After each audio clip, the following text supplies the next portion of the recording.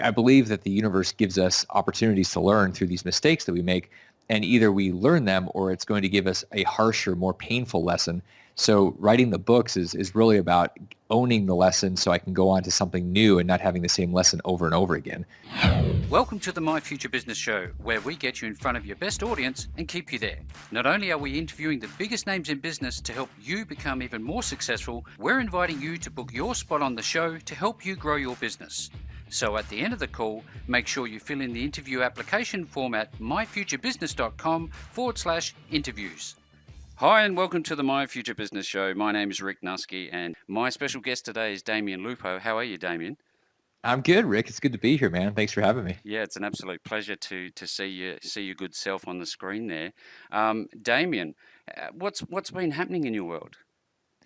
A lot of disruption, which is, I think, a theme for the planet right now. There's just so many things being disrupted. So I'm doing my best to get ahead of the curve and think about the future and where things are going so that I'm not run over by a train like I was in 2008 because I was really kind of standing still. And I think that that's something that everybody really should be thinking about.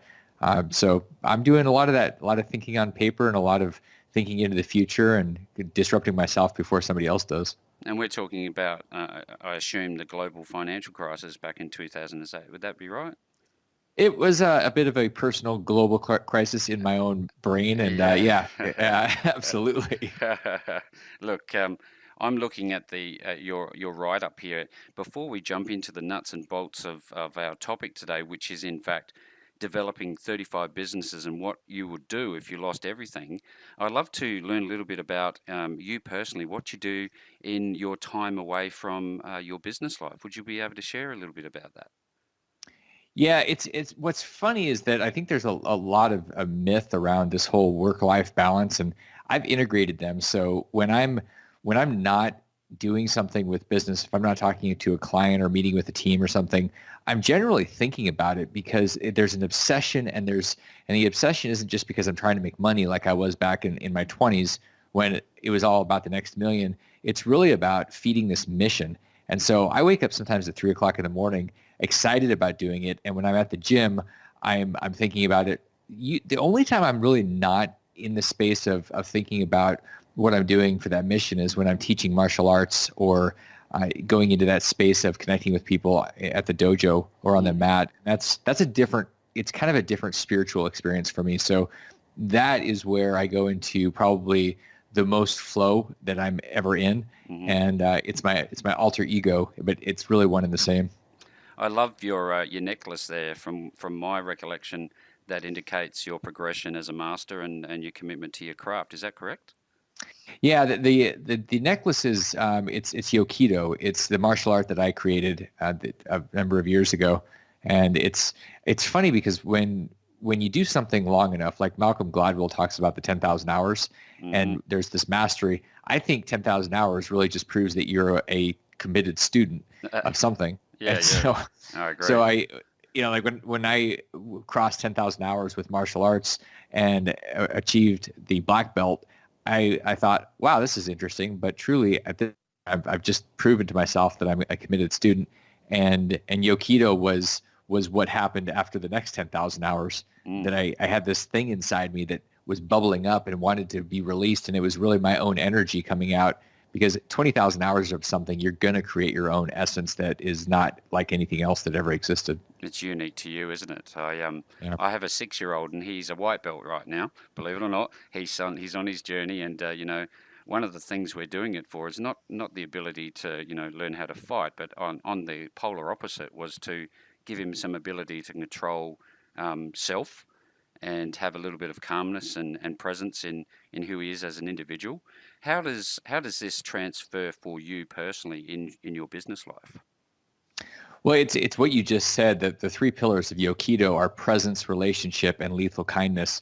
And the first 2, the presence in business, if you're not present, then you're missing everything and you're not able to actually use core strength to be connected to purpose or vision or anything. And you end up getting knocked all over the place because you're not really grounded. And then with relationship, I think a lot of times we end up focusing on the transaction or the end of whatever it is, the exit. instead of being in a deep relationship and thinking about how you're going to interact with people long term. So those two pillars of the training, where in relationship you're really moving away from conflict, because I think when you're talking about transactions, oftentimes there's a lot of conflict, there's a lot of tension, and when you let go of that and you're working with people, because really business is about serving people, Mm. and going into a relationship with people and figuring out how to serve them. So oftentimes that means there's no sale. It means you're serving the relationship. And that's what creates the magic of fulfillment versus just maybe the success of ringing the cash register. So these are really the same thing, whether it's in the dojo and you're connecting with people and you're creating this relationship, or you're in business. And definitely the presence. If you don't have presence, you're dead because you're going to Mm. get knocked off. Mm. I often hear this, or this, how do I get sales? How do I get into business? And it's very inward focused. I think a lot of people have a lot to learn about, um, especially beginner entrepreneurs and existing struggling small businesses, about the idea of focusing on the customer first. Yeah, you're right. That's the key. It's funny because it shouldn't be that complicated for people to understand that, and yet we look at things. We tend to, if you think about sales objectives and goals, we're oftentimes focusing on the end result, which is the KPI, the key performance indicator, the revenue, the number of sales, and what we really should be thinking about is the driver and falling in love with the driver, which is really the interactions and how many times can you serve and how deep can you serve. And when you do that, the KPIs take care of themselves if you're on the right path and you're doing something that the market actually cares about. So we really need rethinking how we're focusing on our objectives. And people that are sales managers or small business owners should be asking themselves, what are the things that we can fall in love with that we can actually control? And that's the drivers. That's the daily things that you're doing. Mm. Mm. I know that you've been deeply involved in dozens, literally dozens of businesses. Could you tell us a little bit about your journey from, I guess, the first one to where you are now? Well, the first one I can remember, Rick, was when I was 11 years old, and it was one of those things where there was a problem and Mm. I needed to solve it. The problem was I wanted to play video games, and my parents told me we were broke, and I said, well, that doesn't work for me because I want to play Nintendo. And so Super Mario and I got together basically by me going out and buying Nintendo games from people that were selling them used, and then playing them and then reselling them for markup. It was the first time that I went out to do a business, not thinking I was doing a business. It was more just about playing the game.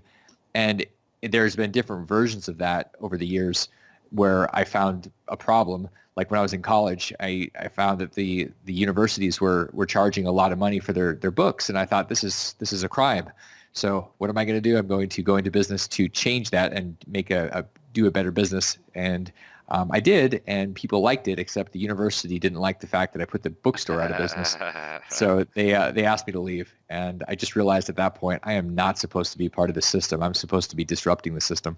Yeah, no, that's great insights. Thank you so much. And this is the thing that, I often, the mission for my future business is to help those who feel the same way. They don't fit in they're the circle in the square, if you like.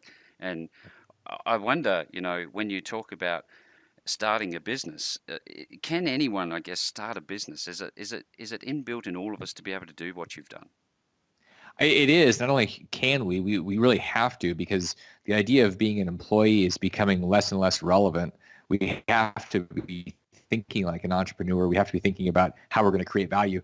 Simply being in a system and saying, I'm here and I exist, therefore I deserve some type of compensation, is an old industrial age idea that's going to be, I mean, it's basically going to be obsolete if it isn't already. Mm. So I think we have to find that in ourselves, and is whether it's the side thing that we're doing in the evenings, or we're creating something, whether it's writing a book, or it doesn't really make any difference, but we have to start developing the skills and tools around that and then create something, because otherwise we're just going to get run over and we're going to be doing what a lot of people are doing now, which is looking to the political leaders to solve the problem. And that is a really bad idea. And this is the crux of the whole call today, is because this is your whole credo, your whole mission is to help people create their sort of wealth profile, if you like, their portfolio of wealth, but using less traditional approaches.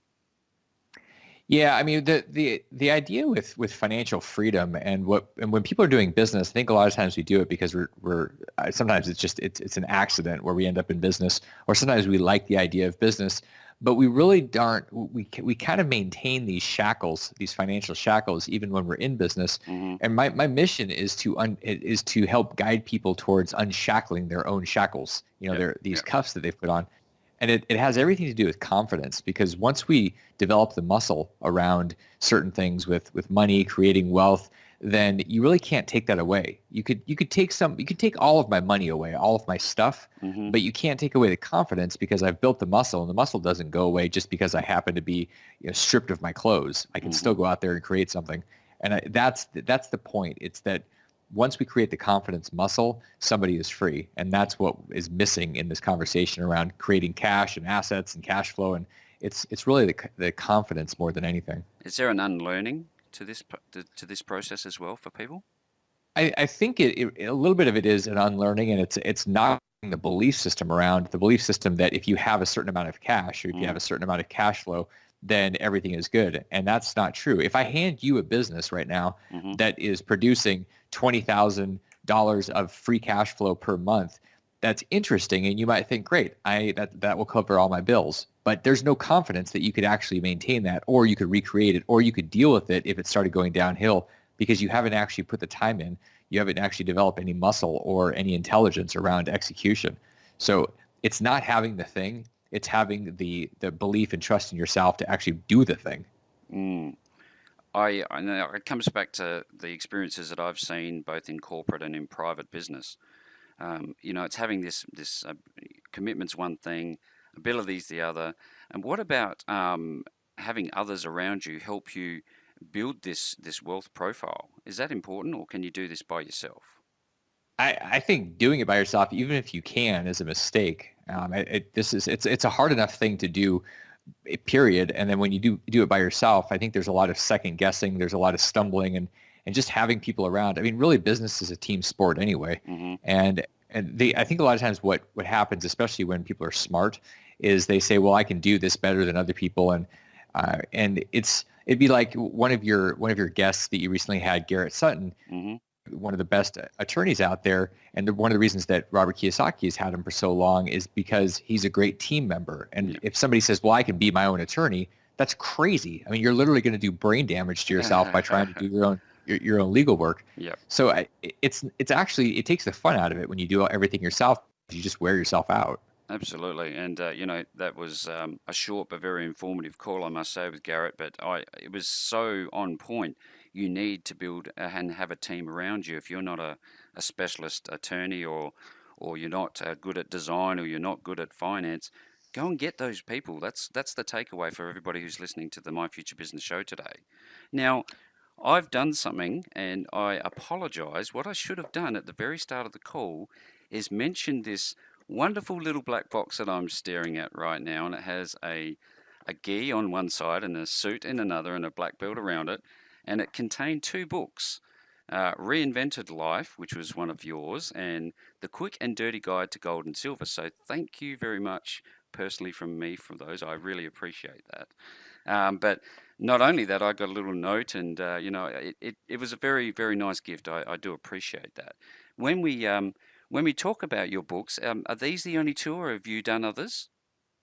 No, there are others. It's one of the reasons that I write books is to clarify my thinking Mm-hmm. and to help me understand what I know and what I think I know. Because when you write, it's funny how you realize, wow, I'm not really that clear. And it Mm. takes a lot of work to go from where you think you're clear to actually having a book where somebody else could understand what kind of language you're speaking. So I do that. I also do it with Reinvented Life. When Chris and I wrote that book, it was to understand the lessons that we'd learned so that we didn't have to do them again. I believe that the universe gives us opportunities to learn through these mistakes that we make, and either we learn them or it's going to give us a harsher, more painful lesson. So writing the books is really about owning the lesson so I can go on to something new and not having the same lesson over and over again. So Mm. I keep writing the books. There are a number of them. I've got a couple that are coming out later this year. And it's taking what I'm learning and giving it to other people so that not everybody has to do the exact same things, the same mistakes. There's plenty of mistakes for all of us to make that are unique. We don't all need to make the same mistakes. No, they're there is some commonality, and I'm halfway through Reinvented Life, and it's really nice. It's refreshing to be able to look through your eyes and Christopher's eyes as well, and get those takeaways. I'm really enjoying those books. Now, when we are looking at the gold and silver and all these other different investment options, are they for everyone, or when we're starting out to build our wealth, should we be looking at just one particular type of wealth creation strategy? I think we need to start out with a broad awareness, and this is one of the things that I like to talk about a little bit because it's different than the law of attraction. There's a law of awareness, and it's really about becoming grounded, like we talked about with presence, and then seeing to your left and your right and all over, and understanding there's a lot more out there than what you know and what you think is true. So asking, okay, what else might be true, and then seeing these things. So in terms of investments, there's a whole world of stuff that we can look at. So Hmm. I never know when somebody says, what should I do? I say, I don't know. I have no idea because I don't know who you are. You know best. What I do know is that there's something special, like with the book. One of the reasons that I sent you the book on gold and silver, and one of the reasons I wrote that Hmm. is because gold and silver is God's money. And I heard Robert Kiyosaki say this, and I totally agree with him. When I was actually on a boat with him a couple of weeks ago, and we were talking about this, that there's something that it's almost a spiritual experience when you're holding gold and silver. Mm. And for me, that is a good sign that everybody on the planet should connect with it because most of our entire monetary system is all fiat. It's all made up. And we work really hard for these dollars or yen or euros or whatever we're doing. And we're really missing the point that it's energy and it's created out of thin air unless it's gold and silver. And there's something real about that doesn't exist with the money that we're working so hard for. So I think it's important as part of our grounding process to actually hold gold and silver. It could be a small amount. It might be one coin, but I think it's valuable for everybody to have that experience and connect with something that's bigger and more long lasting than they are. Yeah, it seems to be. Nowadays we're talking a lot about the digital currencies, fiat currencies, cryptocurrencies, and they are all trying to tie it back into this whole idea that you know like gold, cryptocurrencies and those sorts of things will also become more valuable in the future. What's your take on that sort of thing? I think our monetary system is changing, and I think that it's important for us to be involved. When things started to heat up with Bitcoin a couple of years ago, Hmm. and it was getting traction, I had some experiences with some banks that out of nowhere decided to shut down some of the company accounts. And I realized how vulnerable I was that the business that was shut down, not because we did anything wrong. In fact, we had our best month ever. Hmm. And they just decided they didn't want to be in a relationship with the type of business that we had. Yep. And I thought that's interesting and that's dangerous that these banks have that much control and there's nothing you can do about it. So our system is changing with the cryptocurrency, and I don't know what it's going to look like, but I do know that I want to be a part of it so that I'm not just run over and I'm not left behind. That's why I transferred some of my assets into crypto Hmm. because I want to be a part of it. If your money is into something, you're going to pay attention. If your money's not, you really won't learn. So I'm in it, and I know that it's changing. I don't think we're going to recognize our monetary system in a decade. I think it's going to be completely different. I think it's going to be pretty decentralized, Hmm. and I think it's going to be a lot more in people's hands than it is the governments. I think governments and central banks are losing control, and that's why they're trying to get ahead of this. But I think the cat's out of the bag. Pandora's box is open. Of course, I look at the likes of Goldman Sachs, who have just put their finger in the pie as well, and I think that's kind of ironic, isn't it? To have somebody like Goldman Sachs going, Goldman Sachs and I want to yeah. be involved in cryptocurrencies. Well, Fine. really every bank is doing it. When JP Diamond at Chase went, Jamie Dimon at Chase said, "This is crazy, and if anybody does this in my bank, then they're going to be fired." And then meanwhile, they're spending millions of dollars developing their own technology and getting involved. And all the banks are trying to figure out how to control this, and they all want to make money off of it. Hmm. So it is a little ironic that they're fighting it, but they're not really fighting it. They just want to own it and control it, and I don't think that's going to ultimately happen. No, I don't think so. I mean, and I love the underlying technology of the blockchain behind all of these things. As a as a wealth creation expert yourself, and I'm sure you're closely looking at blockchain technology as well. Yeah, I mean, if somebody's trying to figure out what's actually going on with the crypto and the blockchain, you can think of it this way: that crypto is like email. Email to the internet is crypto to blockchain. Blockchain has the ability to take away all of these intermediary controlling mechanisms like uh, title and escrow companies, barristers, attorneys, all these people that create a lot of friction. All the blockchain really streamlines things, and it creates a lot of privacy and a lot of fluid interaction so that the economy can run Hmm. globally a lot better than when you have all these delays and these expenses and the friction points that we currently have. So I think the blockchain has the potential of really creating a lot of transparency and a lot of wealth for the entire planet, and not just for a few people like it is right now. It seems very consistent with your overall strategy of using uncommon wealth creation strategies to be deeply involved in these areas. So thank you for sharing that a little bit with our audience. I'd love to Yeah. know what is happening in your business right now. What are you up to? Well, the biggest thing that I'm doing is I'm asking a different question. The question that I was asking for like the last 5, 6 years was, how do I provide individuals the tools to create wealth and freedom? And I was doing it with really kind of a small mind. A few years ago, when my father passed away, we had this conversation, and he said, there were just so many things that I wanted to do, Mm, and he knew he was going to be he had a few weeks left, and I saw regret, and I saw I felt it. I mean, mm, it hurt really bad. What that did for me was it gave me this appreciation for not playing all out and not really going full bore, really playing to win, and playing small. And so I started asking, okay, well, what am I doing? Because I don't want to have that as my conversation. When I'm in my last days, I want to look back and go, that I gave it I everything. killed it. And, Yeah. yeah, I killed it. It was just totally, totally me. And Hmm. there's no potential left. So what I'm doing now with business is finding ways to touch more people. And so the platform that's being built is a digital platform that allows anybody on the planet to effectively be mentored by me. I've been doing things one-on-one. I've been teaching people and giving them tools, but I haven't been able to touch enough people. Mm. And so I'm putting a lot of energy and resources and thinking into creating these digital platforms so anybody, whether they're in Sydney or Sacramento or Nairobi, they can access this. And I'm giving that to the planet because I think everybody has a right to be free, especially financially free. Mm. This whole idea of a borderless business is very attractive, isn't it, nowadays? It is. I mean, it's fascinating when you do more commerce, when you're connected to people, wars stop happening.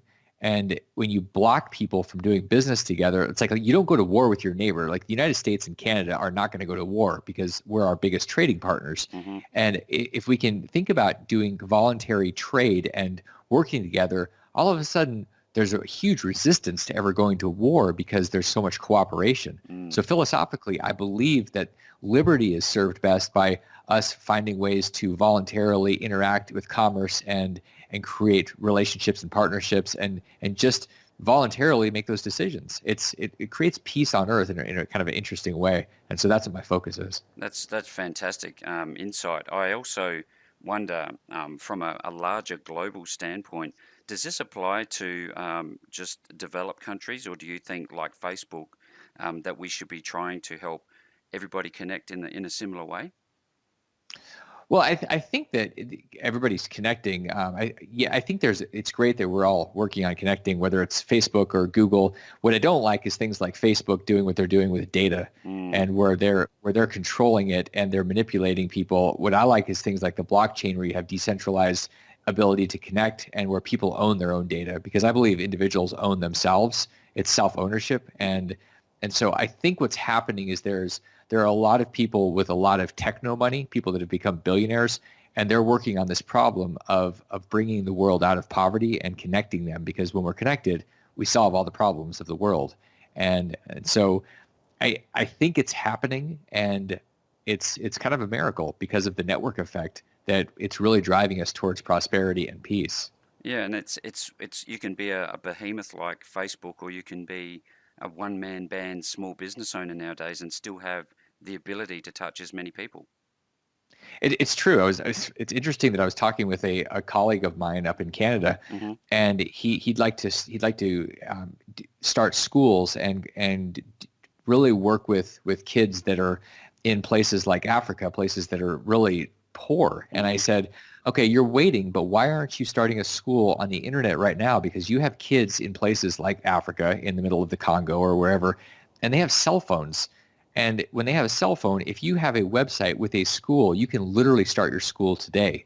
And he just looked at me and he said, damn it, Damion, because it was there was no reason for him not to start his school today because of the internet and because of cell phone technology. You literally can serve the planet now. It's one of those wonderful things. I recall recently seeing an image of a South African teacher. They didn't have a computer, and he was actually drawing to teach a computer lesson what a computer was by drawing every single component of the computer on the blackboard.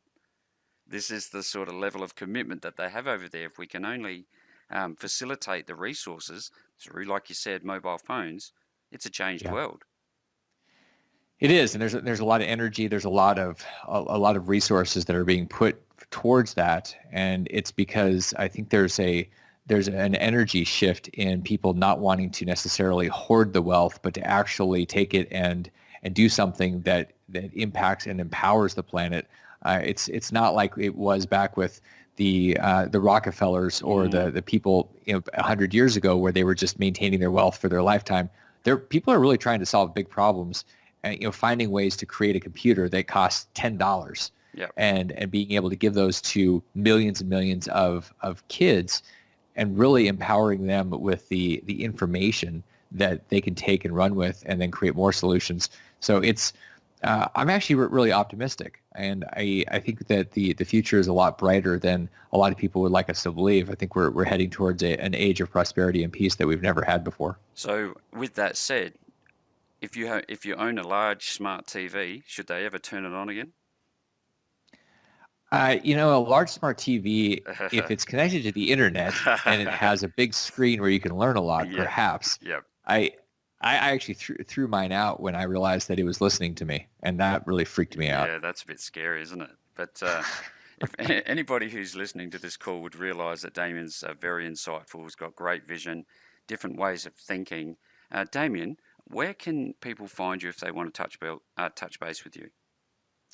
The best place to find me is on the site on DamionLupo.com, and all my stuff is there where people can interact with me, and they can see the books that we've been talking about.